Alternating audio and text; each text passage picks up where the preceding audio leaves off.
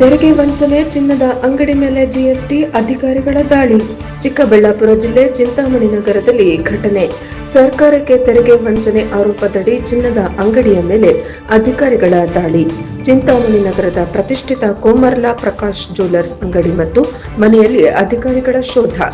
Prakash jewellery ಮಳಿಗೆಯ ಮೇಲೆ ಅಧಿಕಾರಿಗಳ ದಿಢೀರ್ ದಾಳಿ. ತಡರಾತ್ರಿ ಕಾರ್ಯಾಚರಣೆಯು ನಗರದಾದ್ಯಂತ ತೀವ್ರ ಕುತೂಹಲಕ್ಕೆ ಕಾರಣವಾಗಿದೆ. ರಾತ್ರಿ 11 ಗಂಟೆಯವರೆಗೂ ಅಧಿಕಾರಿಗಳಿಂದ ಶೋಧ ಕಾರ್ಯ ನಡೆದಿರುವುದಾಗಿ ತಿಳಿದು ಬಂದಿದೆ. ಲಾಭ ಪಡೆಯಲು ಅಕ್ರಮವಾಗಿ ಚಿನ್ನದ ಬಿಸ್ಕೆಟ್ಗಳನ್ನು ಖರೀದಿ ಮಾಡಿದ್ದಾರೆಂಬ ಆರೋಪ ಕೇಳಿಬಂದಿದೆ.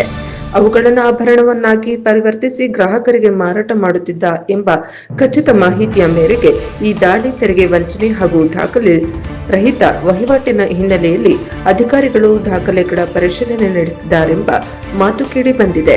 ವರದಿ CS Ravi, NKS TV4, Chikkaballapur.